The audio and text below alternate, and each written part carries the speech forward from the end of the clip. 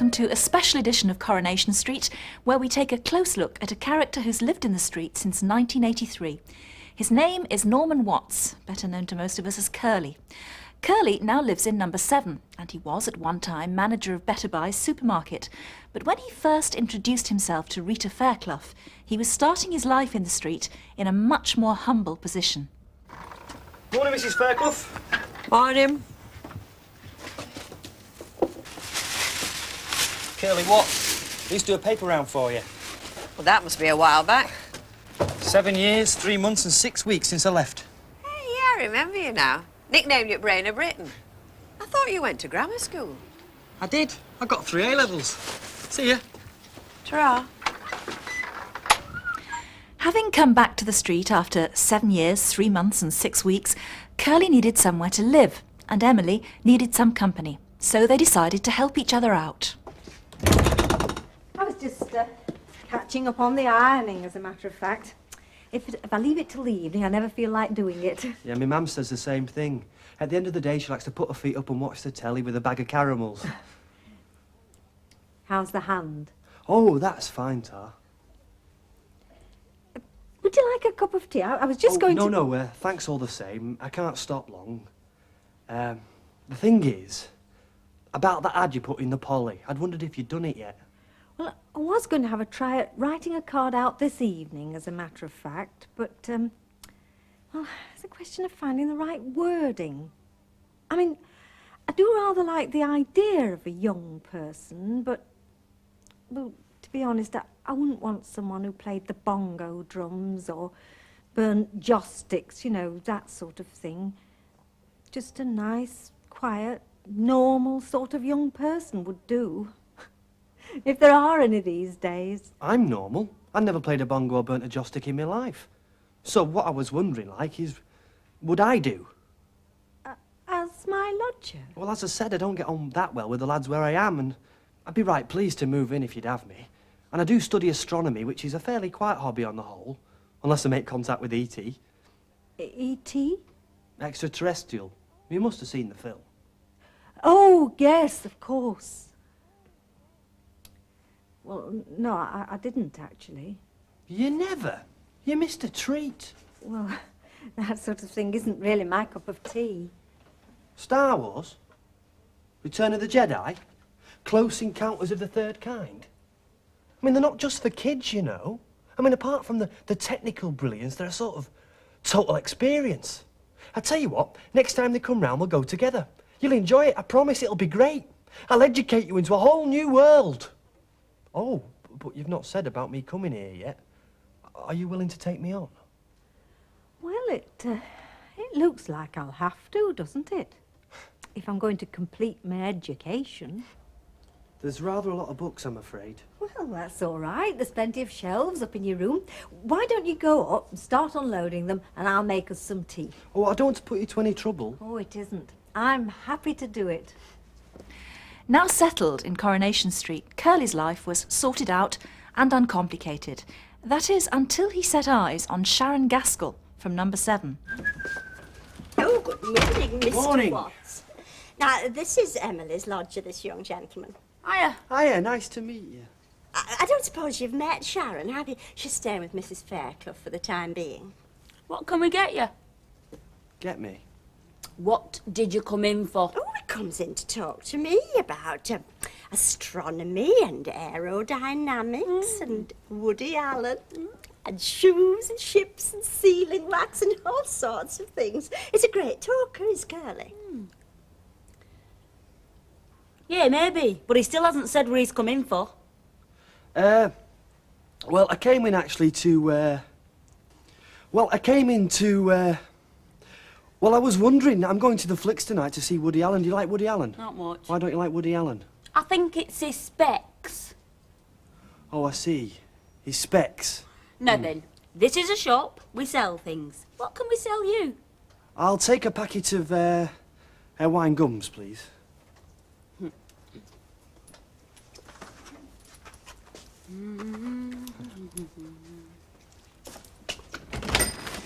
We meet again. Huh? I was in the cabin this Ah, afternoon. yeah, Woody Allen fan. Hey, you favour him a bit, you know. Mind the eyes. Have you got a bottle of port to take out? Hello. What are you doing here again? You only emptied bins yesterday. Did I? Yes, I did. I know I did. But with it being Christmas... Dear. What's up? Christmas, we're trying not to mention it. Oh, well, with it being the unmentionable time of the year, I thought you might have more rubbish. More rubbish to what you usually have. In one day? Yeah. Well, we haven't. Oh. So, would you like to buy something instead? Well, Hey, do you like love stories? not, Here, Auntie's Midnight Visitor. It's marvellous. Come on, it's only 20 pence. You've got 20 pence, haven't you? Thank you. Anything else? No, Right, but... ta-ra, come again. Ta-ra.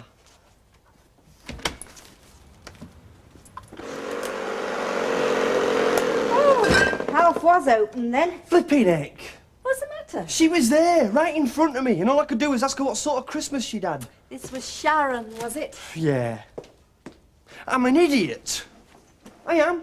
I'm an idiot. Oh, well, never mind. I'm sure you'll see her again.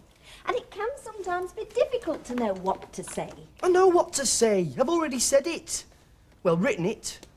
Oh, here's your change as well. Oh, thank you. I've written a poem about her. I didn't know you were a poet. Well, no, I'm not normally. Would you like me to read it to you? Well, I'm not sure that you should, Norman. I mean, if it's for her. Yeah.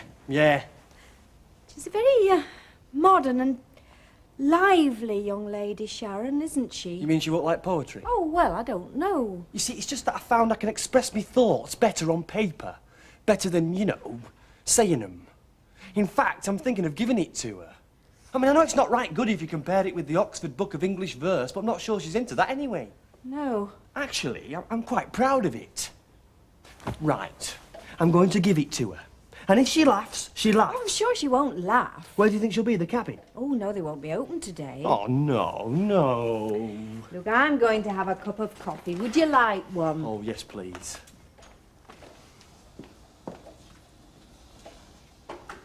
Right. I'll find her. I will. Excuse me, have you got a minute? Sure. Me and Ken don't mind if you join us, do we, Ken? Not at all. No, I can't stop. What are you doing tomorrow night? Why? What's tomorrow night? Well, I thought you might come round for tea. Mrs. Bishop will be out. Oh, I don't know if I can come without a chaperone being there. You might leap on me. Oh, I wouldn't. Oh, it'd be nice. Honest, we could sit and we could talk about things. What things? Poetry? He wrote me a poem, you know. Oh, then it's obviously a young man of imagination, as well as initiative. Is it? I thought it meant you were a bit soppy. So, do you think you can come then for tea? I shall have to consult my diary. I'll let you know tonight. Thanks. I'll see you later. Do you know No, what? about tomorrow night, if you can come? Oh, well, go on then. So long as you don't write me no more poems. Why didn't you like the last one? Oh yeah, it was all right. But I mean, lots of girls got one poem. How many more does she need? Nevin, when it comes to fur coats. Having got Sharon to agree to come to tea, Curly was determined to leave nothing to chance. He involved Emily in the preparations and hoped that Sharon would be so impressed that she would be swept off her feet. But he hadn't reckoned with Terry Duckworth. It's rather exotic, isn't it? Can't you do it? Oh, I'm not saying I can't do it, but it is more cordon bleu than traditional English, which I'm more used to. I didn't know you were a gourmet. Well, I'm not. I'm more your curry and chips man, actually. Watercress soup, lamb chops à l'orange with potatoes au gratin, baked broccoli and banana soufflé for dessert. Where did you get a menu like that? Well, 16 Oberg Avenue. The lady there gets all those posh women's magazines. I copied that out of one she threw out this morning. That's this week's supper party menu. Some supper. Are you sure Sharon wouldn't just like a good plain meal? I'm supposed to be impressing her, Mrs. Bishop. Yes, but won't this be me impressing her? No, not really. Not when I tell her it was me that got you into French cooking instead of all those sausage and mash you used to do before I moved in. Oh, I see. Makes me seem very Parisian, don't you think? All right. Leave it with me. I've got a very nice white here. Rhone. Do you know which part? Part. Well, north, south, east or west, it's very important. Is it? Oh, well, don't seem to say on the bottle. I prefer a southern Rhone myself. Well, this very well might be one. Got any German wine? No. I've got a nice Yugoslav Riesling, though. Now, this is a very good line. It's a lot of this. You see, but they tend to be a bit sweet, don't they, Rieslings? Do they? You see, I prefer a white Burgundy myself. Say, a Chablis. We haven't got one. You haven't got much choice, have you? Yeah, they don't drink a lot of wine round here, son. Have you noticed that brown stuff that's held by bucketful down at Rovers? Yeah, I know, Yeah, but I don't they're want to going. do it. I mean... Hi there. Hiya. I was just choosing the vino for tonight. I was after something a touch piquant. Oh, well, I hope you're not expecting me to drink any. I hate wine. It all tastes like vinegar to me. Brown law, please, Alf. Look. But I just thought it'd go very well with the lamb chops to orange, but seeing as you don't like... Chopped with oranges? Well, no, it's more marmalade. Marmalade? Well, no, it's a mixture of marmalade, sherry, onions, garlic... Listen, if you want to know what my very favourite meal is, it's a plain mixed grill with bags of chips. Chips. Right. See ya. You're back. Yes, that's my usual practice. I go out, I come back. You've been shopping as well. What is this? Some sort of market research you're doing? We're in a crisis situation, Mrs. Bishop. Regarding tonight. Crisis situation? Is Sharon not coming? Has she changed her mind? Oh, she's still coming, just that she doesn't much fancy the grub we're going to give her. In fact, she positively hates it. What are we going to do? What sort of grub does she fancy? Well, anything with chips, apparently. Then we'll give her chop and chips. Not a la orange. Just a la grill. Oh, great. She'll like that. Norman. Not Norman, Curly, we agreed. All right, curly, though it does make you sound like something out of a western. Well, that's the idea. I was going to say, don't expect too much from tonight. You are only giving the girl a meal when all's said and done. But it's got implications, though, hasn't it? Has it? Of course it has. Me inviting a bird home, which is how I see this place, your house. Yes, I want you to see it like that. Well, me inviting her round for a meal, and her accepting, it's a step forward. It's a step in the right direction. It means I'm slowly cracking it, doesn't it? Cracking it? Oh, it's a modern expression. It's not one I like the sound of. And I still say don't go overboard. I'll be that laid back, that cool.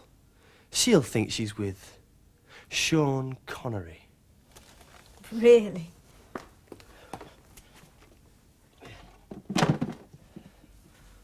Looks very nice. Oh, thank you. And talking of looking nice, very handsome indeed. Do you like my new sweater? I got it from Tony's, that smart shop in the precinct. Cost me a bomb. And worth every penny. Right, well, I think that's it. Everything's ready for the guest of honour. I hope she comes soon, or the chips will go soggy. Can I leave you to it? Of course. Oh, and thanks. I just hope you have a nice evening. Definitely. I've prepared the coffee. All you have to do is pour boiling water into the jug. The blue jug. Can do. Good luck. Look? Do I look as though I need luck?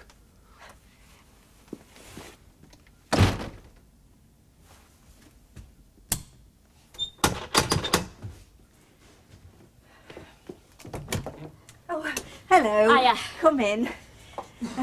Norm, Curly's in the living room. Go on through. Right. What are you doing in dark? It's not dark. Oh, we should put big light on. Yeah, that's better. Right then, we're scrub, I'm famished.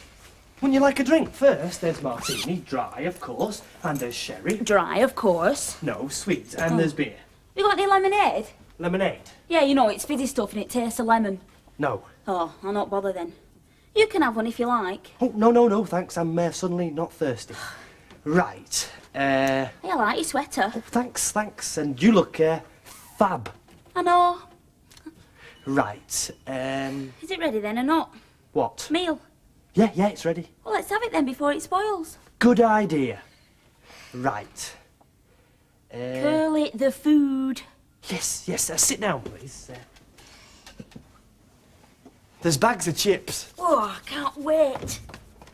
Can I have a piece of celery? Help yourself. Flipping heck. It's hot. Oh, them's what I call grilled chops. Did you do them? Yeah. Grilled chops. Boy Scout stuff. Right then, that's everything sided. I'll wash up if you like. No, I'll do it, or if we're really lucky, Mrs. Bishop will do it first. Right, Well, fancy. It's only 7:15. the night is young, as they say in Paris. Huh? Sit down there on the settee, and I'll put a tape on, and we can sit and listen to it. Oh, and there's some chocolates here, after dinner mints. That's if you're into after dinner mints. Love them. Do you like the Human League? Yeah. They're fantastic, aren't they? Yeah. You wouldn't like a martini now, would you? Or a double to make up? No. Oh. Curly, Yeah? I'd like to go to Rovers. Pardon? I said I'd like to go to Rovers. Rovers? Why? Just fancy it. But the I Rovers... just fancy it. Couldn't we listen to one tape first? I want to go now. Now? Yeah. If you're really thirsty, I'll run and get you a bottle of lemonade. I'll get you anything you want. We'll go to the Rovers. You know, it's time we weren't here. Where's Dave then? The horrible orgy will have called round, won't she? She's gonna nobble him if he's not careful. Oh, hello. Fancy seeing you here. I thought you'd gone to Civic Hall. We're just going. Hey, Terry's only got tickets for UB40. Has he? I thought 3 of you were going then. Where's your other friend? Not come. Does that mean you got a ticket going spare, Terry? Yeah. Do you want it? I can't. I mean, I'd love to, but I'm with him. You know, I'd love to go. I've been trying to get tickets myself. Curly, Yeah? would you think it terrible of me if I did go with Terry and his mate? I mean, what a chance. It's beyond my wildest dreams. Listen, how about going for a drink with me tomorrow night? I'm not doing anything. We could find somewhere better than this place, you know. Is it all right? Curly. Yeah, you go. As you say, it's a chance not to be missed. Oh, aren't you nice? Right, Terry, I'm fit if you are. There's no doubt about it, darling. You good then, Curly? Can I get you anything, love? I'll kill him if I get my hands on him. I will. Scout's honour, I'll kill him. Oh, Norman, there's no point in talking like that. Violence never solved anything. It's the only thing that some people understand, Mrs. Bishop. Yes, I know, but if you indulge in it, you're simply putting yourself on their level. And besides, Terry Duck was bigger than you. I don't care how big he is, he had no right to do what he did. I'm not saying you shouldn't be angry. Sharon was with me, having a quiet drink. He had no right to take her off gallivanting with him and his pals. Sharon obviously didn't think so. Oh, I'm not blaming Sharon, Mrs. Bishop. She was just being polite. She only went out of politeness. It's him. Well, he just better watch out. Oh. Well, he just better watch out, that's all. Have you got an empty box? Yeah, I think I can manage that. Hang on. You told me you were in here. Oh, aye. Would you come outside, please? Well, I'm just getting my mum's order. I want you outside now. What for?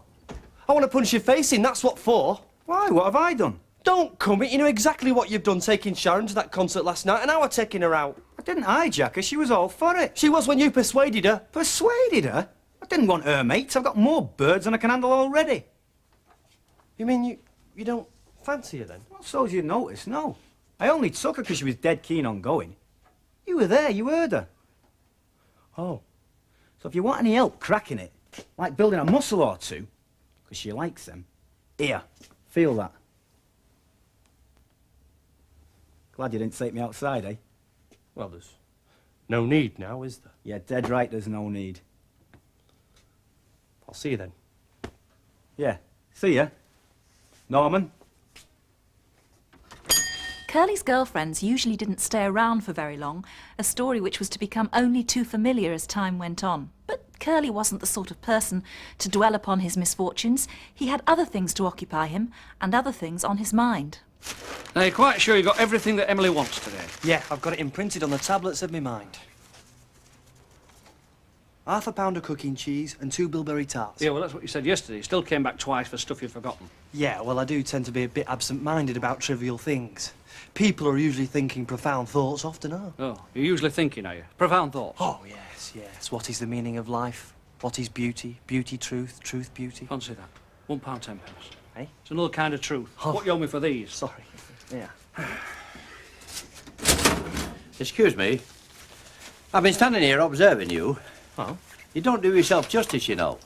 Don't you? No, you present a very poor physical image. You want to stand up straight, get your shoulders back, walk tall. Imagine you're wearing the Queen's uniform.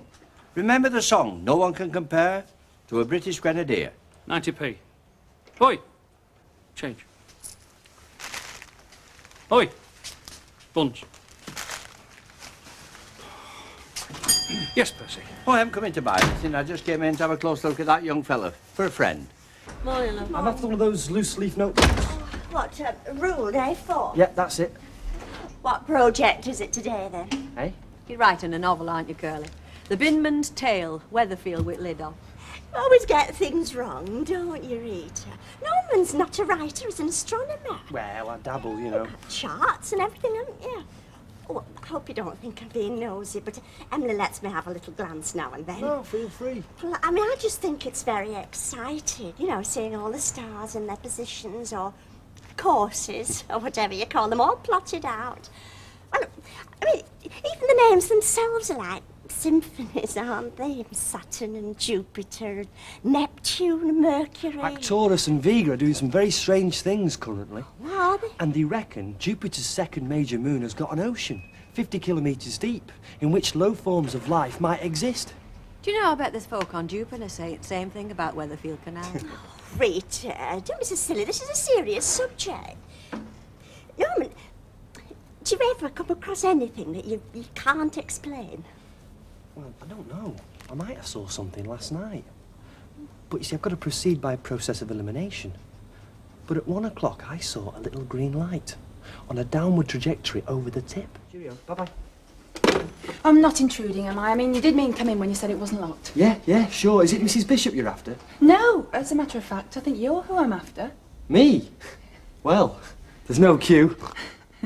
I'm Sally Waterman. I work for the Recorder. Oh. I don't believe we've actually met before, but I've seen you around. Don't tell me you've been driven wild by my animal magnetism. Oh, yes, definitely, yes. But at the moment, I'm after a story. Hey? It's just something I heard down the pub. Do you mind if I sit down? Oh, yeah, sure, Thank sorry. you. Just something about you being an astronomer. Yeah, that's right. Anyway, to get to the nitty-gritty, the tale was that you'd recently spotted, well, whatever it is that you spot, and you couldn't quite fathom it. And were they taking the mickey, saying I was balmy? Well, there were one or two jokers, but the general opinion seemed to be that you were a man who knew what he was talking about. No kidding.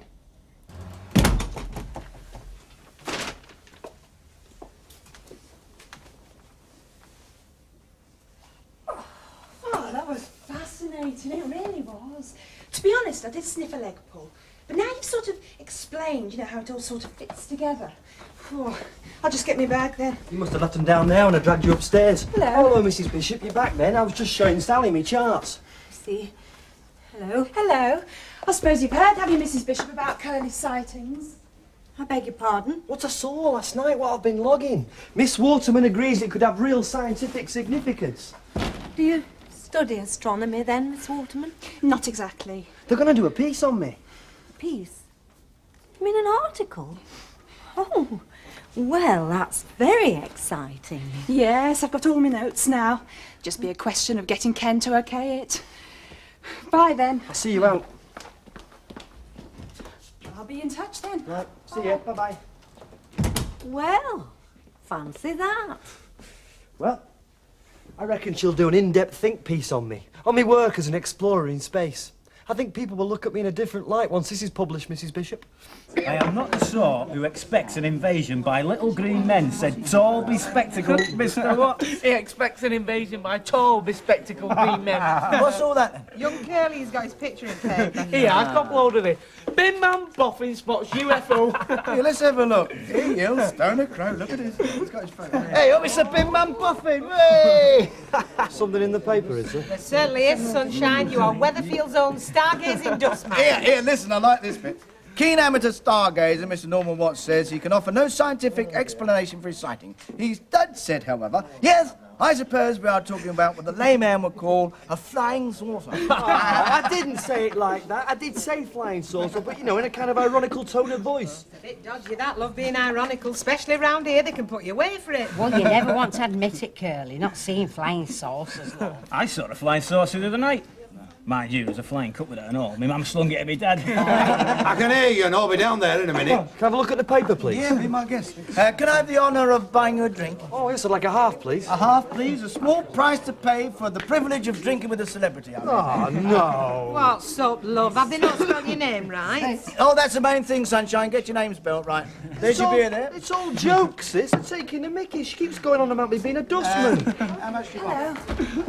Oh, good to see you got a copy of the paper. I brought one with me just in case you haven't seen it. Oh, I have seen it, and I don't like it. Oh, come on, Curly, it's great. Best luck we've had for You ages. see what I mean? Astronomy is a serious subject. Yes, well, I agree it's a serious subject, but you have to make that sort of thing interesting to the ordinary person if you want to catch their attention. Well, I thought you were genuinely interested. Well, I am. Well, not according to this. We know there is no intelligent life form in our own solar system, said the reflective refuse collector. Any life form which makes contact will come from a very distant world. I'm sure you said that. I dare say I did, but the way you put it down makes me look daft. Give over, Curly. You've always looked daft. See what I mean? I'm going. Hey, hang on. There's your drink there. Look, Oh, hey. come on, look, you're upset, lad, now, Take aren't no you? notice, Curly. It's only a bit of fun. I'm going, all right. Ah, Curly, I was just telling Mrs. Bishop. We've had a big response to this news item of yours, and a lot of very technical questions. Well, technical to me, anyway. I'm baffled by the weather forecast, let alone Og going on in outer space. So, can I hand these over to you? What, for me to reply to you? Yeah, not individually. We'll print them in the recorder. Think you can go? Of course he can. Yeah, of course I will. No problem. Good lad, good lad. Oh, and all the best for your interview. Oh, thanks very much. Not nervous, eh? No, not at all. It's only local radio. Well, a bit. You'll walk it. You know your subject, that's the main thing. Right, bye. Bye. Well, how do I look? Fine. Impressive. Very. Do I look the kind of person that you could take seriously? Absolutely. Oh, you're not taking me seriously. I am. I'm full of admiration for you. Truly. Well, Mr. Barlow's quite right. If you know what you're talking about, you can't make too much of a fool of yourself. Can you? Hiya, girls. Hi, Curly. Thought you were dead fantastic on Radio Weatherfield. I couldn't believe it was you. Yeah, a lot of people have said that. What did you think of him, Elaine? I thought he was brilliant. Oh, come on, Elaine. I wasn't brilliant. Well, not quite. Would you like a drink?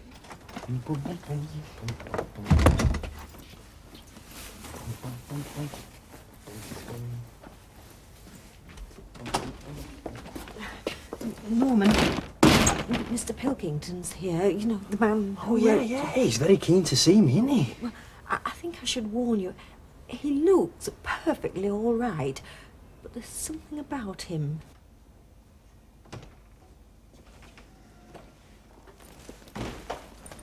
Mr. Watts? Yeah, that's me. Alban Pilkington, I wrote to you. Yes, please, sit down. Well? Pardon? What did they say? Who? The Space Brothers. Ah, well, actually, I didn't see people. Sorry. I know exactly what's happening to you, you know. You do? Don't let it. Fight it. Fight them. Who? The skeptics, the doubters.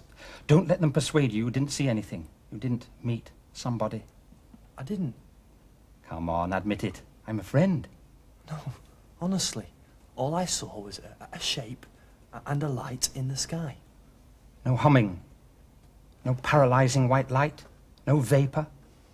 No slime. Is your rabbit missing? Well, after a close encounter of that kind, Curly felt that he'd be better concentrating on something a little more down to earth. Terry Duckworth had a business proposition, and Curly thought that he might join him. They pooled their resources and struck a deal with Terry's dad. I'm not being a wet blanket, Terry. It's just that your dad's car, it's not the ideal vehicle for removal work, is it? What we could really do with it is a van or a truck, right? Exactly. Now, this job I've lined up this afternoon, it's going to be really difficult with your dad's car. Now, look, I know my dad's car ain't right, but this is an opportunity and we've got to seize it, right? Now, listen, this is the plan. We buy my dad's car cheap and we sell it at a profit. And what we make on it, we get a van. Oh, I see. Now, pick holes in that. You can't, can you? No. Buy cheap, sell dear. That's a maxim on which fortunes have been made. I believe many a famous business partnership has started like that. Right, so it's good enough for Duckworth and Watts? Watts and Duckworth sounds more euphonious. Yeah, we'll argue about that some other time. Now, I reckon you can pick my dad's car up for 500 quid if I play my cards right. We spend a bit of cash on it, we knock it out for 800 quid easy. Excuse me asking, but why doesn't your dad sell it for 800 quid? Because he needs a cash in his hand, doesn't he? Because he's got his road tax due, because I can handle him, and because he's a mug. Well, I think we Look, leave the thinking to me. Now, let's get a move on. Whose stuff is it you said we're moving? Olmar Pimlock, Chapel Street. Olmar Pimlock? Don't half meet the stars on your bin round. Got the Spondulix, then? You got the keys? Yep. We've got the money. Why don't you give him the money with one hand and at the same time take the keys off him with the other? You know, like they do in the films when they're handing over the ransom money. It's all there, is it? Would we try and sell you short? As if you could. As if. Hey, do you want this pant in here or what? Hey, Dad, you getting them in being so flush? No, flaming not. I'll have it round the back there. Well, I hope that money burns a flaming big hole in your pocket. You still worried about putting one across him? Perhaps not.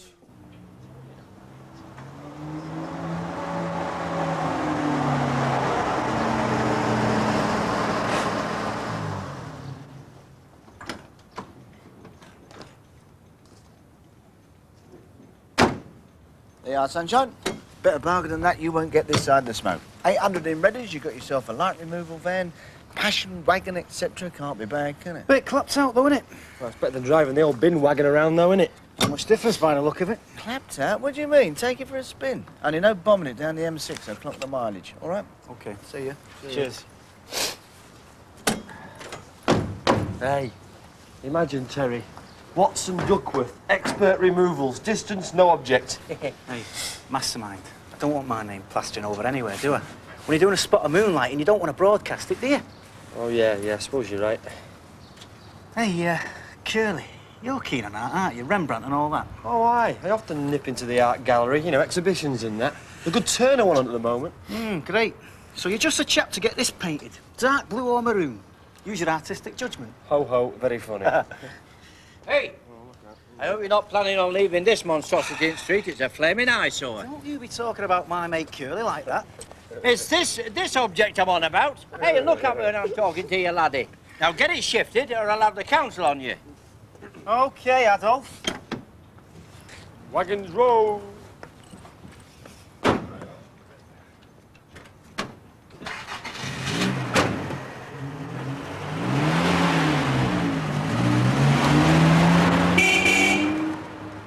Now, Curly, I'm warning you, leave the negotiating to me. You've got to know just how to handle these Cockney fly guys, OK? My mouth is sealed, oh wise one. Right. Terence, my son, what's the verdict? Do we have a deal or do we have a deal? Maybe, but Mr. Baldwin, you might have told us about that knocking. I know. The exhaust is blowing, the engine's knocking, the roof's leaking. I've heard this on every vehicle I've ever sold. A respray. I'll grant you, doesn't need a respray. That's why I'm not asking for 1,000 quid. Now look, Terry, you look bright lad. Half an O-level grade Q. Curly. How would you like to save yourself 100 quid? Now you're talking. Right, well, next week that's going in Kim Barlow's rag for 900 quid. So you dig into your piggy bank for 800 and your quid's in, ain't you? Done for 800 quid. Right. My partner here, Mr. Duckworth Jr., will deal with the paperwork. Hang on. OK, I'll agree to 800 quid. But how does a 10% discount for cash grab you? That way it doesn't have to go through the books, does it? Terence, my son, the way I'm feeling at this moment, I charge an extra 10% for cash. Curly should have known that Terry wasn't the most reliable person in the world, so any business relationship with him was bound to be a stormy one. Nevertheless, Terry's idea of equal partners did come as a bit of a surprise to Curly, as did Terry's ambitious plans for the future. Say that it again. Go on, just say it. I said you're a quitter. Leave it, Terry. That's enough, you two. Right, you. Outside. That suits me. Right, come on, lads, that's enough. Come on. Is that about enough of you, Curly? Because you're a quitter. Hey, right, outside. All right. Let's not disgrace our family name, eh? Come on, I'll buy you one down the Legion. Sick of it. So am I sick of it. I've been sick of it for a long time. Come on. You want this one out as well? No, just tell him to put his specs back on. Come on, Taylor. I don't care, he's balmy. Yeah, of course he is. I mean it. He don't know what he's doing. He just wants to throw everything away. He's got no plans. He's off his head. Right, and the last thing he needs is people telling him he is. Hiya, mate. Never mind, hiya, mate. What do you think you're playing at? Playing at? I don't think I'm playing at anything. I'm running a business, like I've been doing this past week. Single-handed, I might add. But what's all this, then? Since when have we had the money for this type of caper? I thought you was ambitious, son. I thought you wanted us to get on. I am. I do. But, you've got to walk before you can run. Oh, that's highly original, that is. I can tell you're the one with the brains. But you can cool it, because this place is costing us now. She lent it us for a couple of days on account that I tidied it up. Which I have done, single-handed. Oh, stop going on about being single-handed, will you? I'm entitled to a week off, you know, and I did tell you I was going. So you did, so you did. And what you're not entitled to do is moan at what I've been up to while you were gone. Why? What else have you been up to? Making money. Shifted a load of paving stones, did a removal job, stored this stuff till I can remove it on Saturday. Brilliant. Brilliant. Well done, Spider. How much did we make? We didn't make anything, sunshine. I did. On account that I did all the graft. Yeah, but we're a partnership. Not this week we wasn't. I was at it Single-handed, yeah. Well, it's only fair, isn't it? Them that puts in takes out. But I have put in the time and the brains and the contacts and the money for the flipping van. Not this week you haven't. This week I was working my flaming butt off while you was lying back in the ancestral home with Mummy waiting on you hand and foot. You enjoyed holiday, by the way. Oi, Curly! Give me the hand, will ya? There's a couple of boxes in the van. What is it? It's cash in it. It's money in the bank. Or at least it will be once I've got it sorted. Now come on, stop your whinging and get those boxes. Oh. Where'd you get this lot? Big Sharp specials. Sale or return.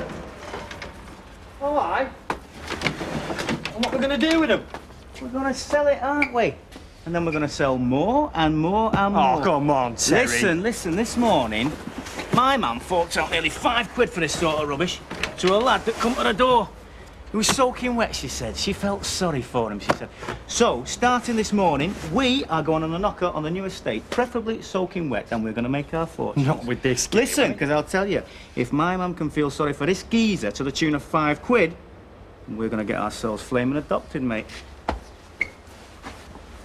I'm not sure that you don't need a licence or something. Do you heckers like need a licence? All you need is a bit of get up and go, so get up and get round the back of that van and fill the box up with Mick Sharp specials. So. You can see I'm going to enjoy this. Hey, we don't want one of them games either. Get out the van and shut up.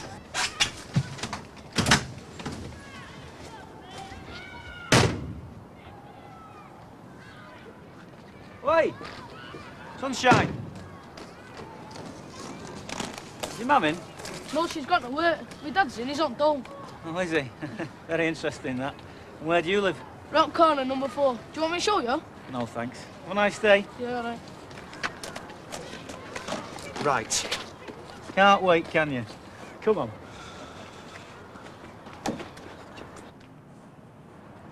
Here we go. Move over, Mr. Getty.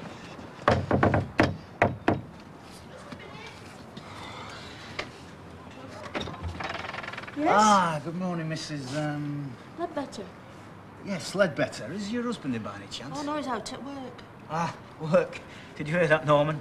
The good lady's husband's out at work. Simple words, them. A commonplace to the lucky few who's got jobs, but an unobtainable ambition to such as me and my mate who's less fortunate. Wouldn't your grandma love to say to someone who'd come knocking for you, I'm sorry, he's out at work? Make an old lady very happy, that would.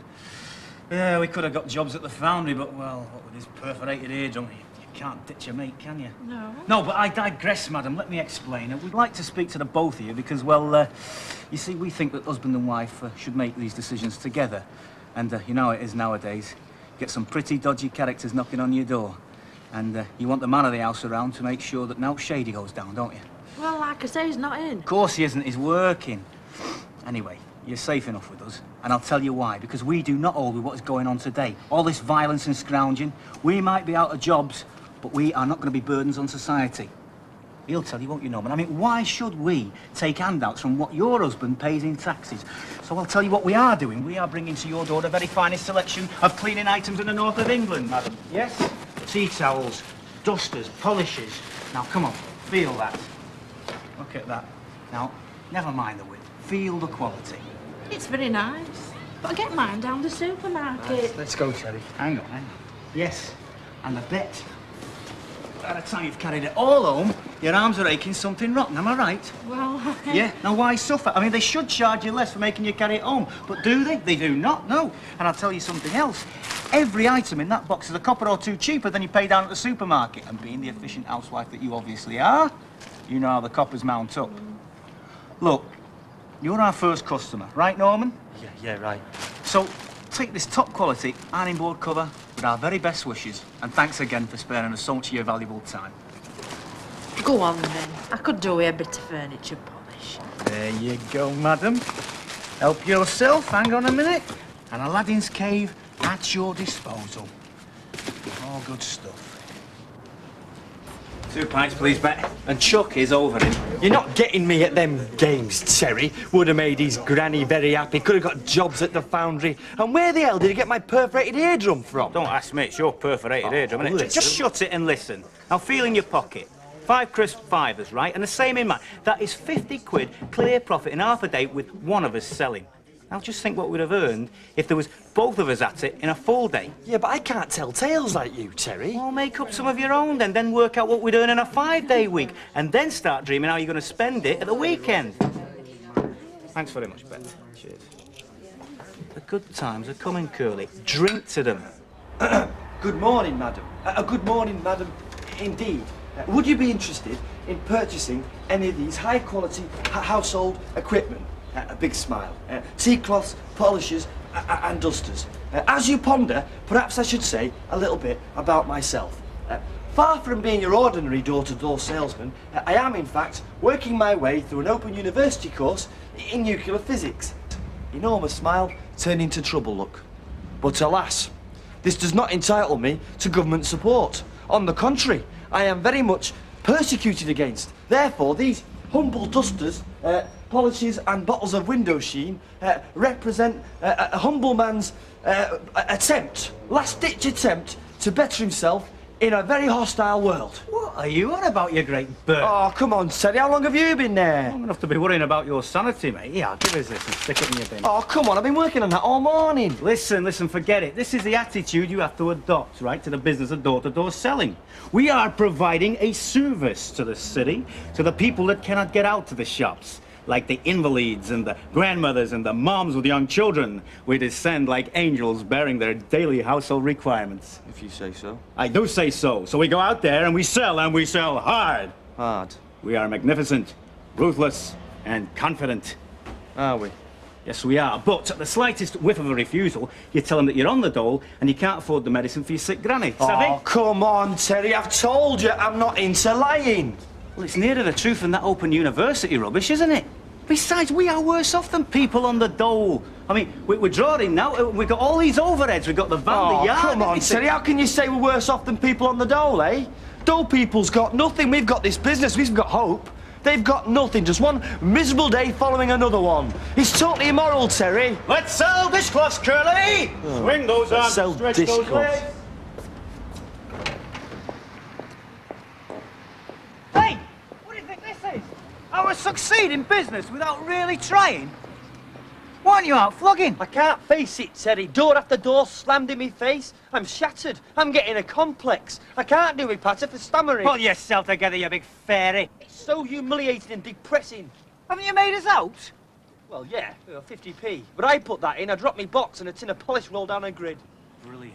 Hey, one nice thing happened, though. An old lady invited me in for a cup of tea and a biscuit. I think she needed the company. How's it going for you? Couldn't be better. I'm coining it in. I'm sticking to the plan, you see, the dole angle. It's working a treat. Oh, well, never mind. At least I'll have me nervous breakdown with a clear conscience. Can we go home now? Cobblers, fasten your seatbelt and get your head together. We're off to Whitefield. It's a far more upmarket area, and you never know, you might even find yourself flavour of the month up there. Yeah, might have. This time, put your back into All right! You're always moving! Curly, can't put a foot wrong today. I've just sold half a dozen tea towels to a woman in a chippy. She's just about to send the girl down to Woolies. Here, have a free chip. No, thanks. I'm not hungry. I feel sick. What, still no joy? Joy? I have never been so miserable in all my life. I mean, one couple invited me in. I thought I'd cracked it. But they just sat there, drinking whiskey and laughing at me patter. Well, it's your own fault, mate. You won't listen. I've told you the ropes. Yeah, and I told you I'm not into lying. But you are. I mean, your Open University thing's just as much a lie as my dole lie. Yeah, but it's an easier lie to tell. It's a white lie. It's a lie that doesn't work, and mine does, and I'll tell you the reason why. Because when you tell people that you are studying nuclear physics, it sounds weird, makes them suspicious. You're playing up to the old image of the door-to-door salesman as an out-and-out nutter.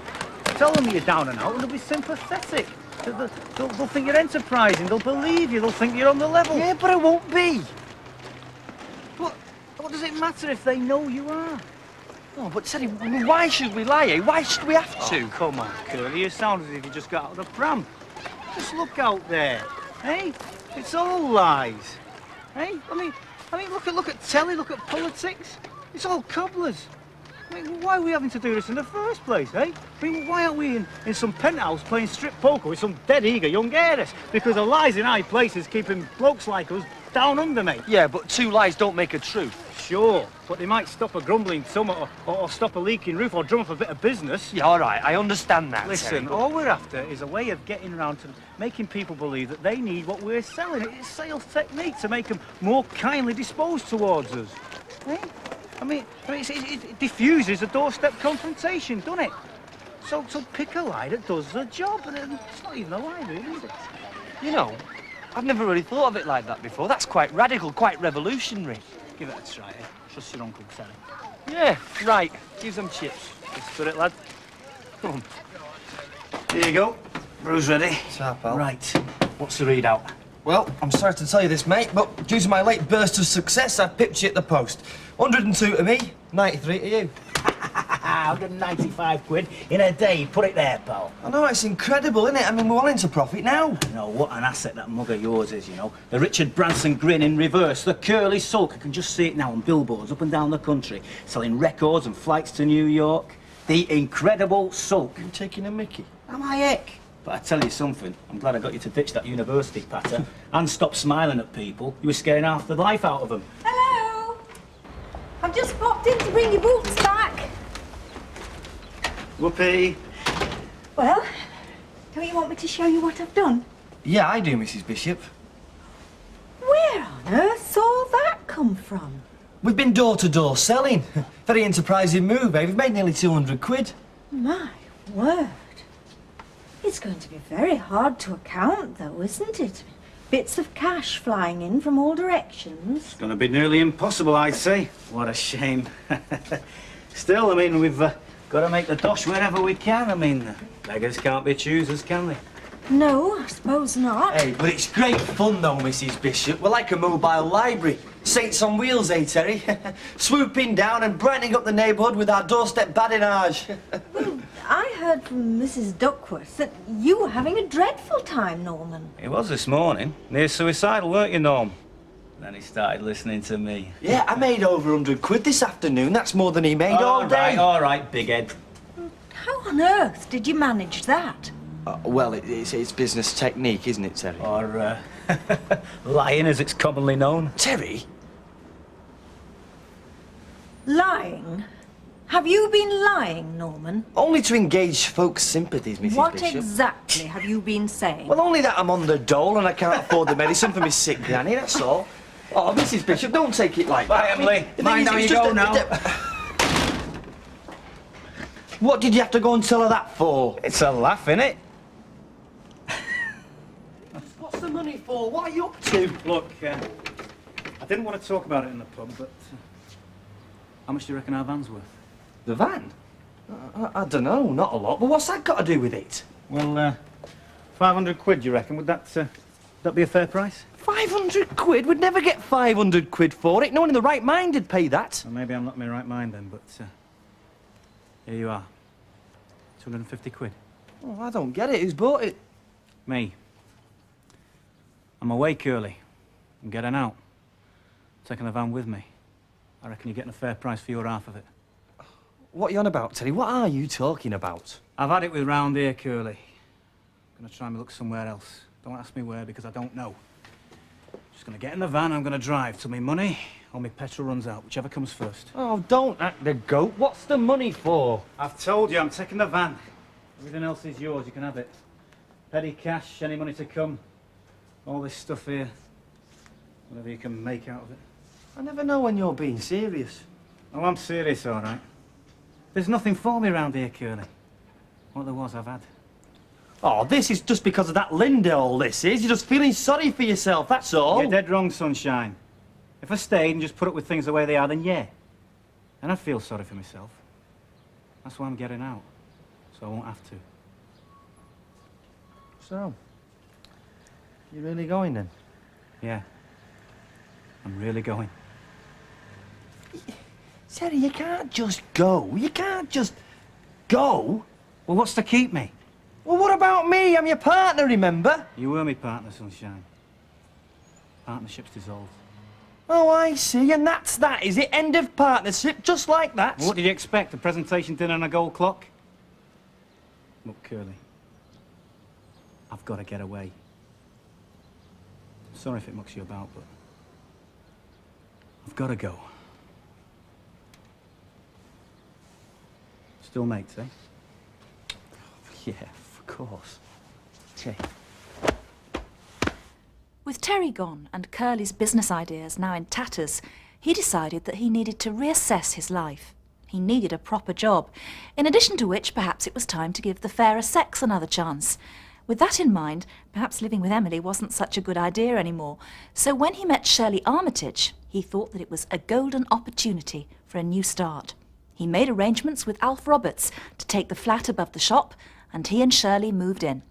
But a year later, the same old familiar story, Curly was back where he started, alone.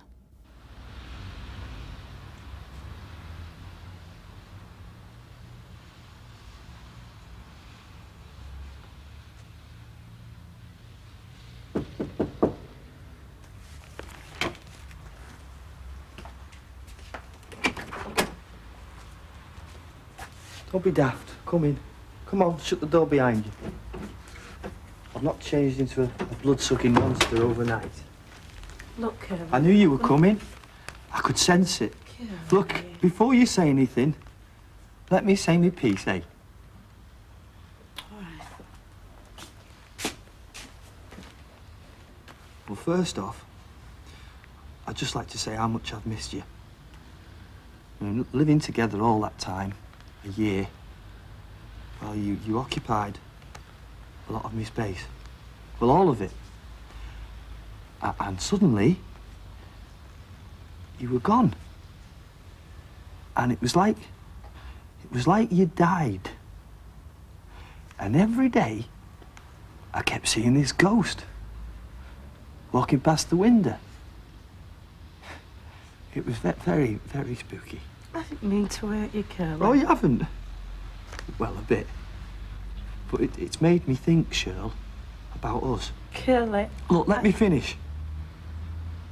And one of the things that kept cropping up while I was thinking was, well, what's Shirley getting out of all this?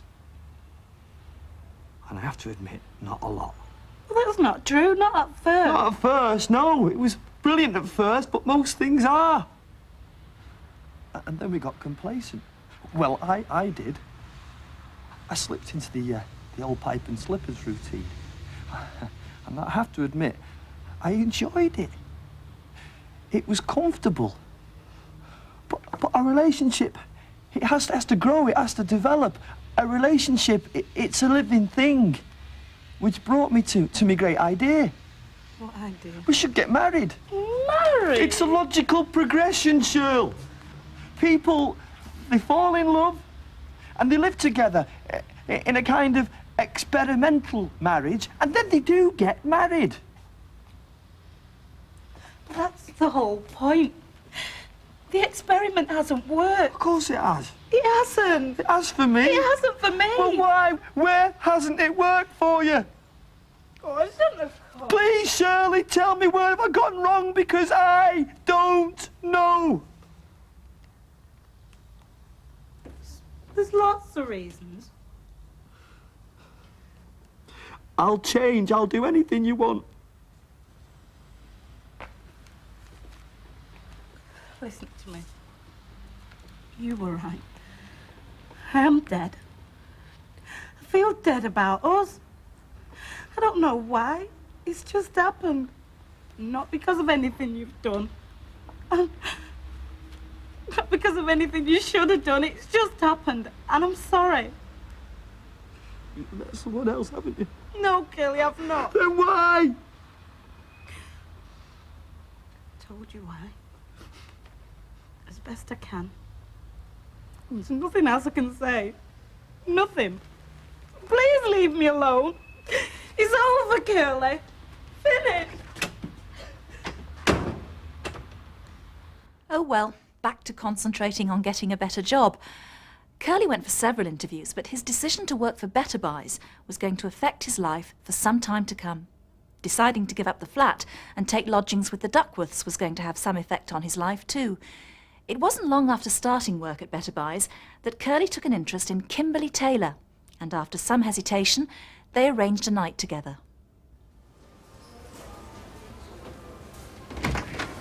Sorry to keep you waiting, Mr. Watts. The whole place seems to go out of sync when one or two of the girls don't put in. I've got my own system for emergencies, but the best laid plans of mice and supermarket managers, as I say. Right, now to business. Your badge of office. I now proclaim you Mr. Norman Watts, assistant manager, trainee. Thank you very much, Mr. Holdsworth. Right. Shall we? Yes. Yes. This is the cold face, front line, so to speak. This is where you'll get educated, Mr. Watts. This is your classroom. You see, supermarkets are not just big shops. They're a different consumer philosophy. Requiring, I should imagine, a change of managerial approach to consumer psychology, Mr. Holdsworth. Exactly. In one. See, in the supermarket, display is the king. And temptation, queen. Absolutely. Do you know, I think you're going to like it here. In fact, I think you'll manage very well. If you'll excuse the pun. Right, follow me and do as I do.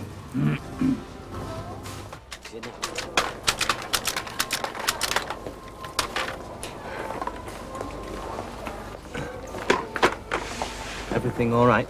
Oh, yeah. No, I mean about tonight. Oh, well, I've got my stuff in a carrier bag and I've put it in my locker. And I told Mum I'm staying over at Alison's. Great. I don't like lying to her, though. It's something I've never done before. Something else I've never done. Look, it's not really a big lie. It's just a little white lie, just to stop her worrying. Oh, I suppose so. Mr. Watts, check the trolley situation, would you?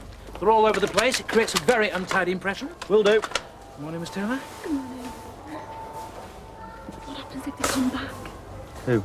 Mr. and Mrs. Duckworth, what happens if they come back? They've gone for 2 weeks. They're not going to come back. Yeah, but something could go wrong, can't we? Kimberly, tonight, nothing is going to go wrong. Nothing. Right?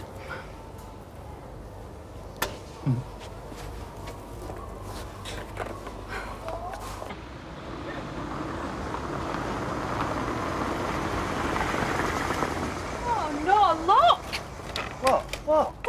They'll see me going in. Oh, they've seen you before. Yeah, but do they know Mr. and Mrs. Duckworth are away? They won't even notice. Well, at least you can go and open the front door so I can just run straight in. And how's baby? Oh, it's all right. I'm going to be starting some classes soon. Come on. Hi, Kim. Hiya. Hi. Hi.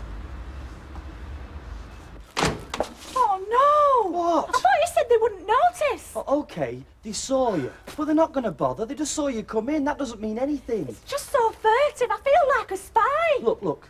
The door's locked, we're on the inside. They're on the outside, and that's where they're going to stay, on the outside. And all you've got to do is think about me, and all I've got to do is think about you. I don't know Mrs. Duckworth manages without a proper kitchen. Oh no, who can that be? Don't worry, we're only washing up. Yeah, of course we are.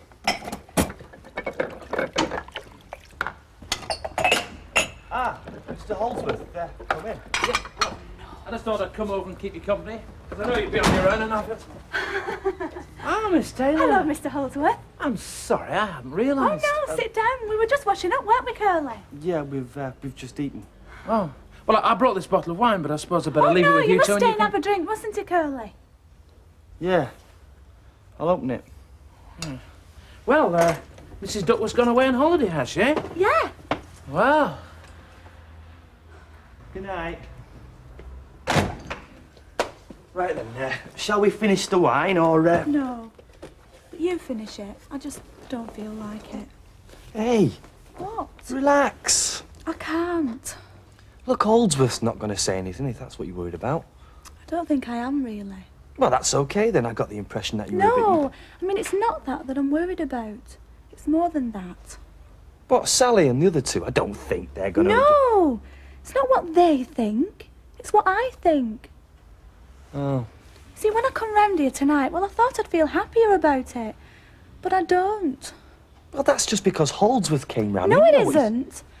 Except that when he did come round, I realised that I was glad and I wanted him for to stay. I know you wouldn't want me to pretend or to go against my conscience, would you? No. It's just that I've been brought up to believe there are some things you do after you've been married. Yeah. Would you forgive me? I mean, it's a compliment to you, really. Is it? Yeah, because, well, if I was with anybody else, I'd feel forced to go through with it. But with you, well, you respect me and you understand. And I know that you won't try and talk me into doing anything that I really don't want to do.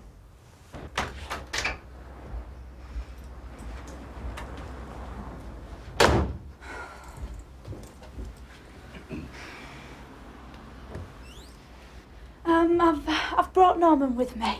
High time and all. Mrs. Taylor. It's very pleasant out. I thought it was going to threaten rain later, but... But you've not met Daddy, have you, Norman? Daddy, this is Norman. Mr. Taylor, a pleasure. Long overdue.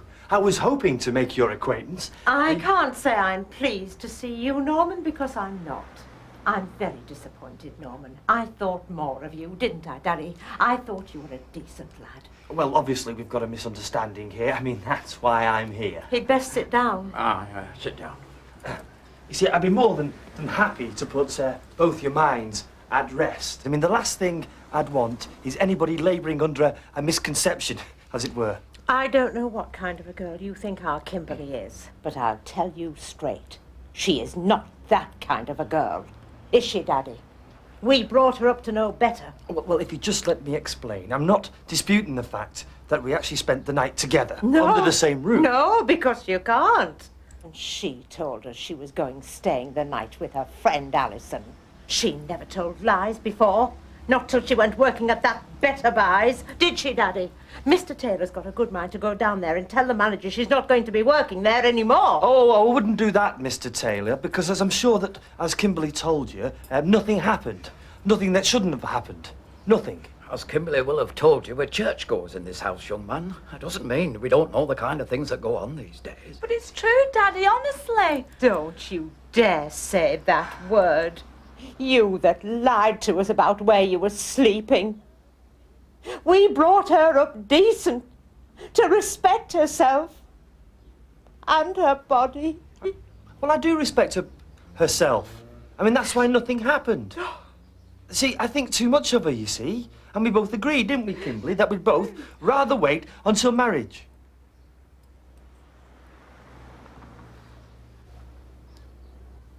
Oh, well, you are intending to do the right thing by her, then? I didn't do the wrong thing by her. That's what I've been trying to tell you, Mrs. Taylor. I mean, we didn't know you were getting married. Well, when I say not married, for I mean- sure. Married, Oh, Kimberly never told us you were properly engaged. Well, engaged is just a word. Young girls nowadays, they tell their mothers nothing. Randolph? Yes, Mummy? Why don't you take Norman round the garden? I'm sure you'd like to see the greenhouse, wouldn't you, Norman?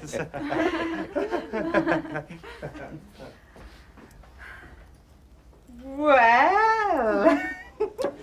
My recommendations were unanimously accepted, so I am delighted to say, Norman, that you are now a fully fledged assistant manager. Congratulations. Oh, thanks, that's marvellous.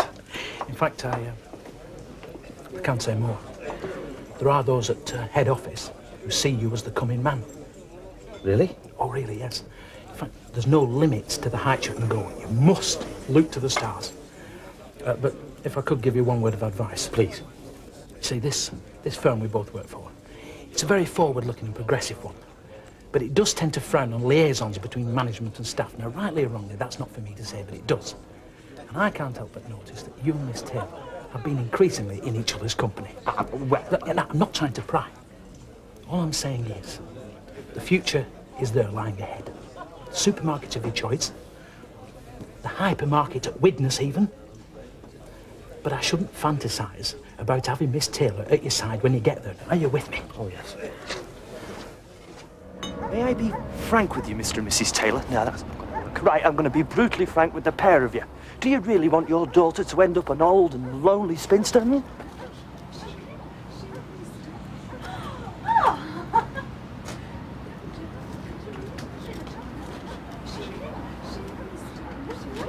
Oh, you're back. I thought I heard you. Mrs. Taylor. Well, come in the warm. You'll take a mug of cocoa, will you, Adrian? I don't suppose you'd say no to a hot water bottle in your bed tonight, would you? Come on. Here we are.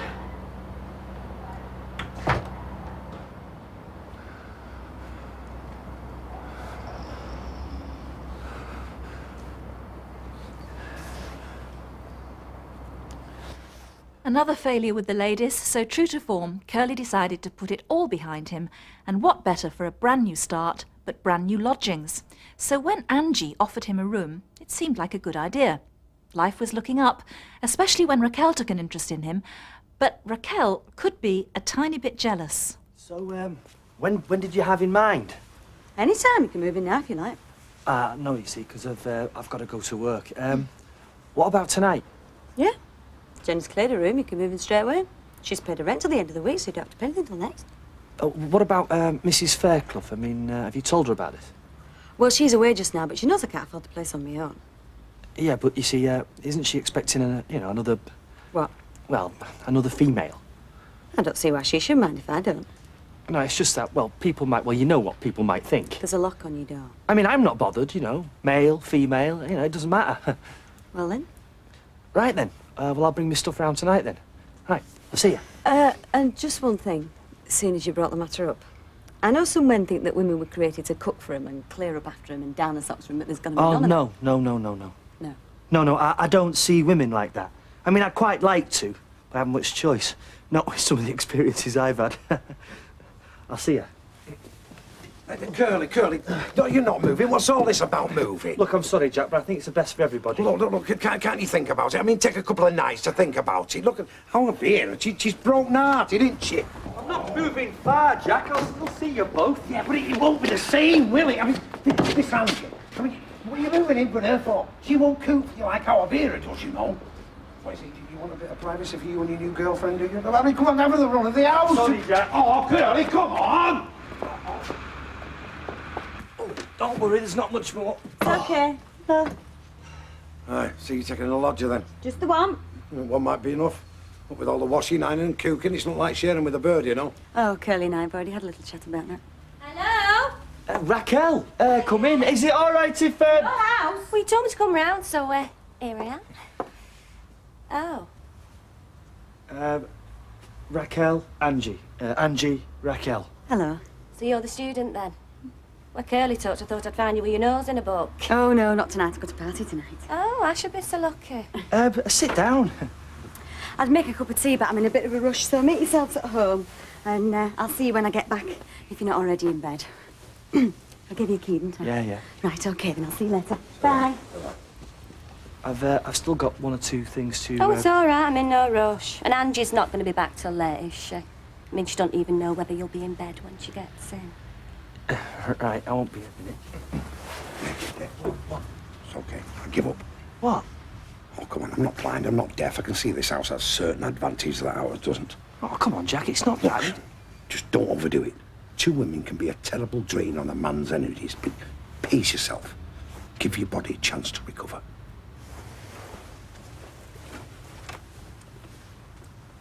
You look so sober, Curly. So boring and responsible. Well, I am boring and responsible. I have to be. That's what I'm paid for. Yeah, but you don't have to be. Look at Nigel Kennedy. He's like you. He dresses with style. You could. You know, long jackets, big cuffs, baggy trousers. To get my hands on you. Oh, why? I can see me swanning down the aisles of Better Buys looking like Nigel Kennedy. People will think it's rag week. You must be joking. No, they wouldn't. Oh, hello, Raquel. Hi, Curly. Hello. Can I get you a drink? Oh, I'll have a snowball tie. Right. I'll get him. No, you won't. It's my round. Oh, well, give us some money. I'll get them for you. Oh, right. Same again? No, not for me. I'll sit this one out. Yeah, there's a fiver. Okay. Sit down. Enjoying yourself, then? Well, yeah, you know, it's nice to see you. Cosy? You two together.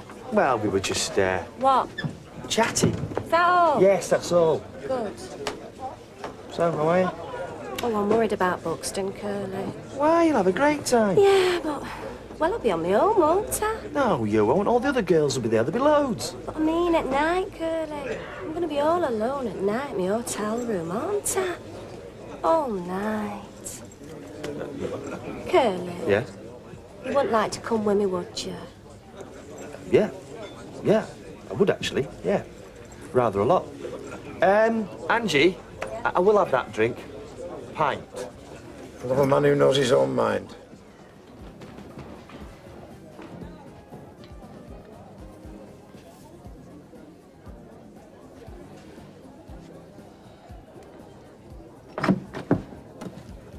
Oh! I'm sorry. Are you sure this is your room? Which room are you looking for? Never mind about that. Can you explain, if you don't mind, what you're doing in room number 27? And with no trousers on, Mr. Watts? Well, you see, had a bit of an accident with the wine, spilt it down the trousers. Oh, I see. Yeah, I'm just sponging it off. And you didn't want to be disturbed while you were sponging your trousers off? Just exactly who is sponging your trousers off? Who is it? You realise this is an abuse of your position, Mr. Watts, don't you? Huh? No molester, eh? No molester? Frankly, Mr. Scott, if we were discussing this at head office, I think I could explain my trousers rather easier than your bottle of champagne and 2 glasses. Oh, you do you? Well, it's just an observation, you know, from one man of the world to another. You're stepping a long way out of line, Mr. Watts, for a man with no trousers. I simply thought it would be a good idea to lift her spirits, that's all. Well, that was a very nice thought, Mr. Scott. She should have won, of course, but politics dictated otherwise. The Crown had to go to Stalybridge. Well, I thought that... Who is it? It's just someone who's brought some champagne to cheer you up, Raquel. Well, Asti Spumante, anyway. I don't want any Asti flaming spumante. Well, I'll leave you to it, Mr. Watts. She's obviously in need of cheering up. I only hope you're man enough for the job. Raquel. Raquel, come on, let me in. Come on, Raquel, I've got no trousers on. Come on, Raquel. Go away! Well, needless to say, Curly's relationship with Raquel was destined to be short-lived. After Raquel got back from a modelling trip to London, she had something to tell him. Fulham. It's in London. I know where it is. Frank's mum and dad live down there. We stayed with him. He's got a studio. I see. It were all very respectable. It doesn't look particularly respectable to me. Well, it was. Frank's very professional. I bet he is. I want to know why you went to London with him for 3 days. Well, he says that A photographer has to have a relationship with his subject before he can capture its true light. And what kind of relationship does he have with you? Well, it's sort of complicated. Looks fairly simple to me. Yeah, but if you've got assets, you've got to show them off. Oh, I suppose Frank said that, did he? Me mum, actually. Oh, and your mum approves of you taking time off work and going to London with a complete stranger. Curly, it's my career we're talking about here. And I'm talking about our relationship. What kind of weekend do you think I've had? You disappear for 3 days, and then you walk in here like nothing's happened. And all I get is Frank this and Frank that. Look, I'm sorry, Curly, but you don't get a chance like this every day. So, what you saying? I'm saying that from now on, we'll be moving in different circles. And I think that we ought to split up before one of us gets hurt. I see.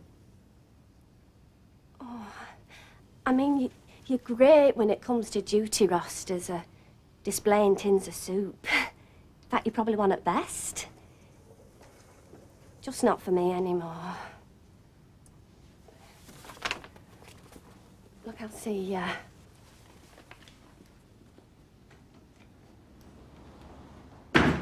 This time, Curly felt he needed professional help, and so he thought he might try a computer dating agency.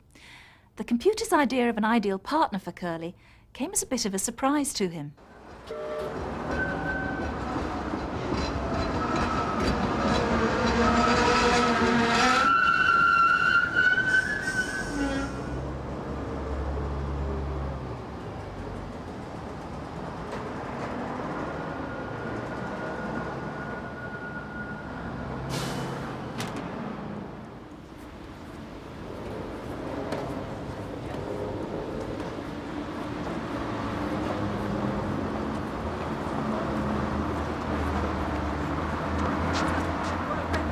Well, wait.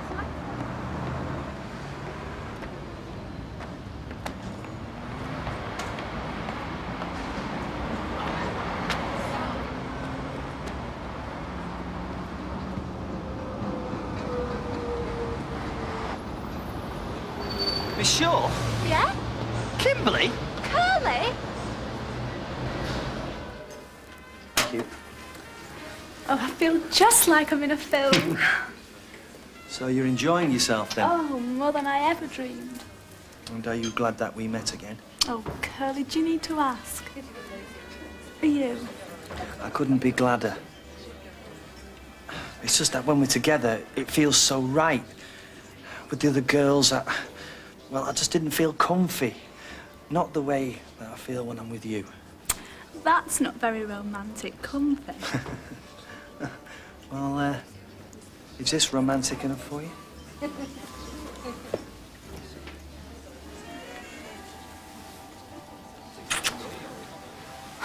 You've changed. You never used to be like that.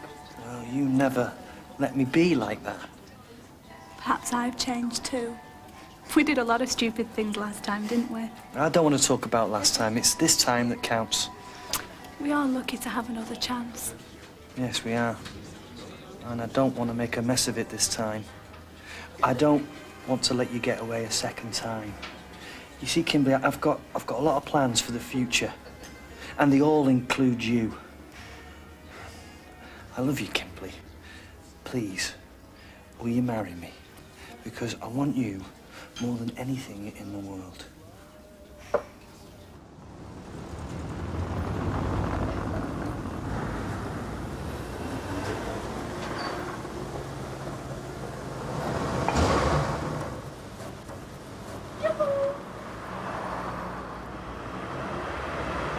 Any chance of a cup of tea? Taylor, hello. I'll just lock up.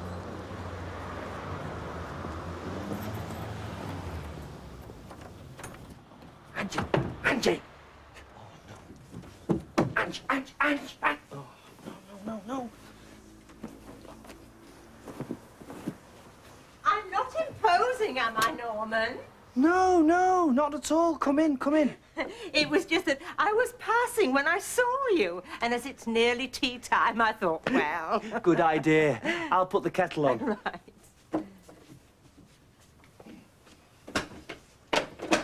It's an odd time to be home. Ah, well, you see, I have to fit myself round everyone else while I'm in charge. This is actually my lunch hour. Oh, you poor thing. Well, the first shall be last. That's part of the Better Buy ethos. We believe in serving people in every sense of the word. Well, it's obviously been very character building for you. Oh. That's an interesting lampshade. Is it yours? No, no, that's not mine. That's a fixture and fitting. It came with the house. Oh, I see. Yeah, I've been meaning to do the place up. I just haven't got round to it. But when Kimberly moves in, she can settle down and she can choose whatever she's... Oh, well, I'll just move this. This is my ironing. I've been very busy recently, so... Oh, dear. I wonder where that came from. More to the point, who left it there? Well, it's not Kimberly's, if that's what you're thinking. Not Kimberly's. Then whose is it, then? Yeah. But on second thoughts, yes. It does look like one of Kimberly's, yes. Look, let me get this straight. You are saying that not only does my daughter take off her underwear in your house, but other women do the same as well. No. Let me explain. It needs no explanation. No, you've got it wrong. Is that or is it not Kimberly's? Look, there's been a mistake. Mistake being the operative word. You clearly have no respect for the sanctity of human relationships. I see no point in your engagement to Kimberly going any further. But, Mrs. Taylor, please, you see, it's not actually... It doesn't belong to... Flaming thing. The usual outcome was only to be expected. So I suppose it was back to astronomy and Angie? What's all that about? Passion. You mean dirty books? No. All the stuff we were talking about this morning. I never said anything about passion. Not the sort of thing I talk about at breakfast. Well, not to you, anyway. Dreams, stimulation, challenge, all the things that have been missing out of our lives. And will we find it all in there? Well, I don't think you will, but I will. Magic in these books, magic. You're not going to come over old Paul Daniels on me, are you? What have you brought that thing down again for? That is not a thing. That is a window to another world. Silently, one by one, in the infinite meadows of heaven, the stars blossom, the forget-me-nots of the angels. I think I prefer you taking ping-pong balls out my ears.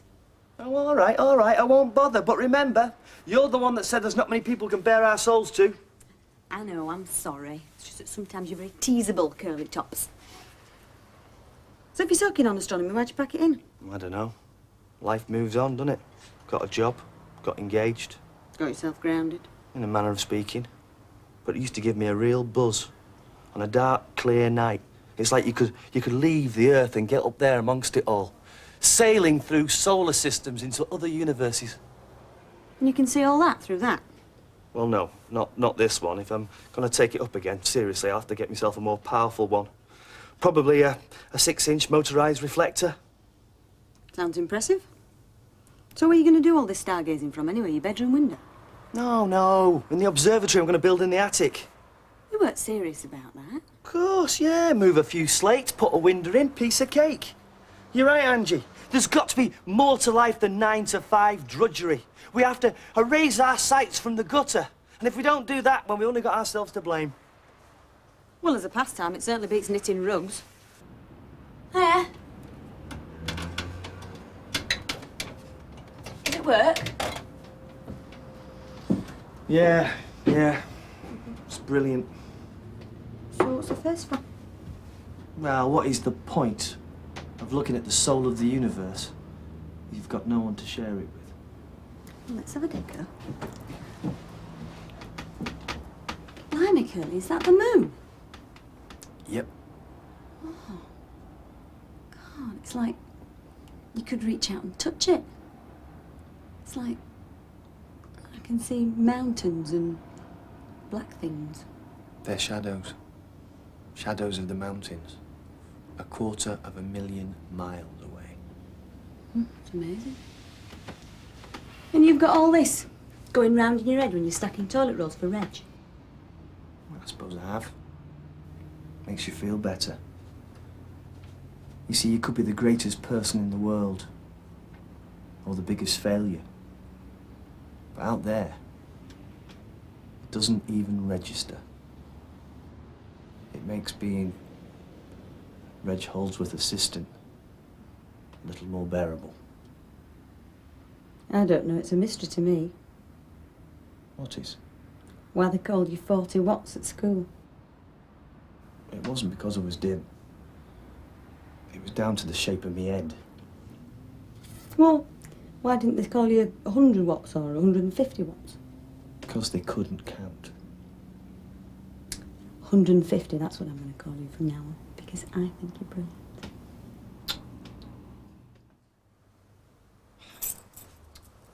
What's up? Everything.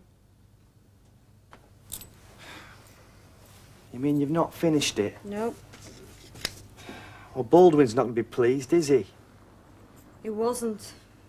You've seen him. What did he say? What did he say? I'm unprofessional, untalented. Oh, that's rubbish. Is it? I can't keep my deadlines, can I? Oh, I see. So you're going to give up now, are you? Baldwin speaks and the world trembles. This is supposed to be my job, my career. And I play at it. Hear 'em, scare 'em, Angie, anything for a laugh. Well, I wasn't laughing over there when Baldwin wiped the floor with me. Look, all right, look. I'll see to the tea. You have a rest. And then I want you back at these designs. Don't bother, Curly, I'm not worth it. Where are you going? Out. Find some inspiration. Have a good cry while I'm at it. No, don't go out. You'll just see Neil and go to the Rovers again. How do you know? I don't. But I do know that you'll wake up in the morning and you'll hate yourself. Might as well. Everybody else does. I don't. I know. You care, you said. Yeah, but there's something I've not said. Come on, Curly, out the way. No. Angie, look, I love you. There, I've said it. I mean it. I do. No, Curly. I mean it, Angie. I don't need this, right? Not now, not ever. No, Angie! No, Curly.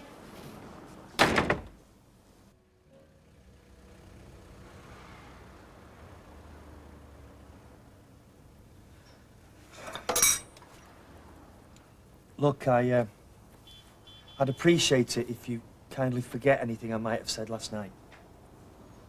You said quite a lot. Yeah. Well, I was in a funny sort of, you know. I didn't think it was a mood you ever got in. Not about me. Yeah, well, sometimes. I thought we were just... Sorry to be corny, just good friends. Well, last night when you were really down, I thought that maybe you needed something more than just a good friend. And I just responded to it, that's all. Oh. You mean you exaggerated a bit? Yeah, I suppose so. Don't be daft. Well, exactly. I mean, I'm not being daft now, am I? I was being daft last night. So, please, just forget it, eh? Curly. Yet another success story. Shortly thereafter, Angie left for Mexico and Curly had no alternative but to throw himself into his work. He became manager of Better Buys, but unfortunately, another woman was about to make his life a misery for an entirely different reason. So, got you suited for cleaning? September the 24th, my big day? And what about my big day? Don't be so damn selfish. I've helped you all the way. You've got everything you wanted. And where is my backup? Mr. Watts? Elaine Fennick. I'm the new assistant manager. So you are. There you are, Mr. Watts. Your backup? Temporary assistant manager. Yes, I'm hoping so too. Mrs. Naylor. Yes, Mr. Watts. Problem? Oh, no, she just wanted to know if she could go early. She'll make it up during the dinner hour. Well, don't see why not. I'll go tell her. Well, I've already told her. I don't want to seem pedantic, But all matters concerning staff relations should be brought to the attention of the manager. I mean, it's quite clearly laid out that, you know. It was hardly a major crisis. Yeah, but even so, as my assistant... Temporary assistant. Yeah, but that might not always be the situation. I mean, there will be a vacancy here, you know, for a permanent assistant manager. And you think I may be a suitable candidate? Well, I don't see why not. I mean, if we work well together, I can't see any reason why my recommendation shouldn't be forthcoming. Oh, thank you. I'll bear that in mind. I may well do the same for you. Sorry? If I take over here... Now, I really do have to get on. Miss Fenwick. And where did you go to lunch? The staff canteen. I usually go out, me. My local pub. Does a fair meal. I always eat in the staff canteen. That's what it's there for. Yeah, well, I thought maybe one day we could both, you know, go out together for a bit of lunch. In that case, the manager and the assistant manager would both be out of the store at the same time.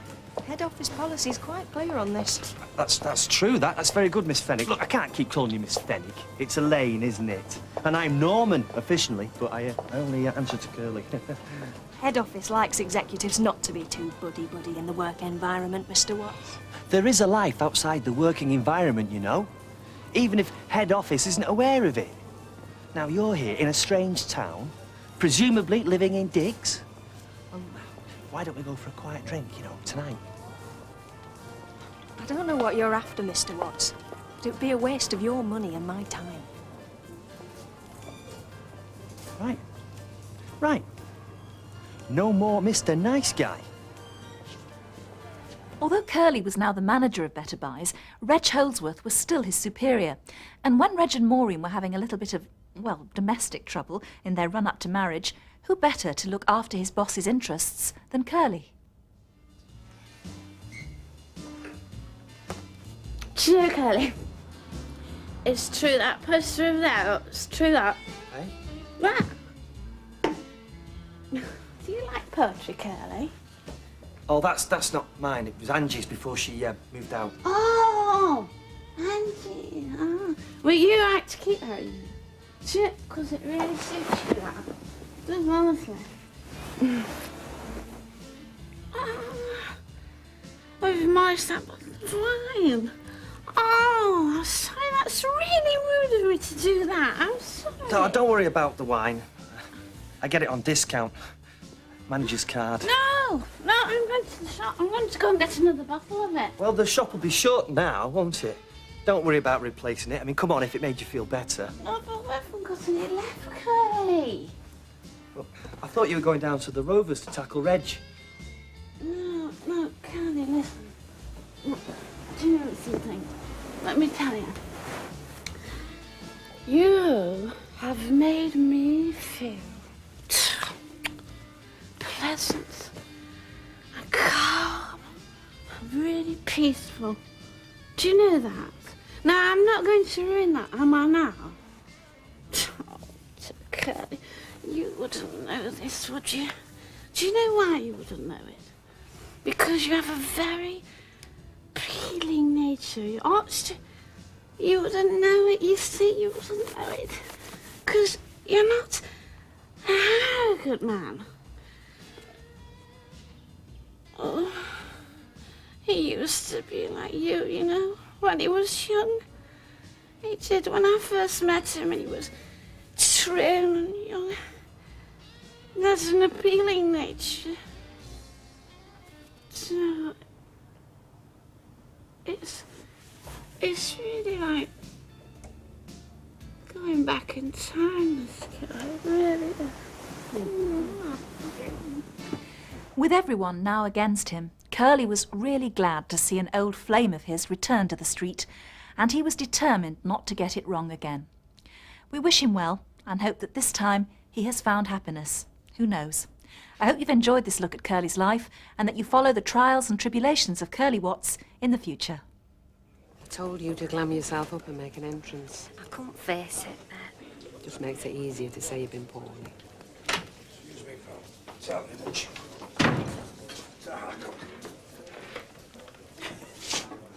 Hey, Raquel.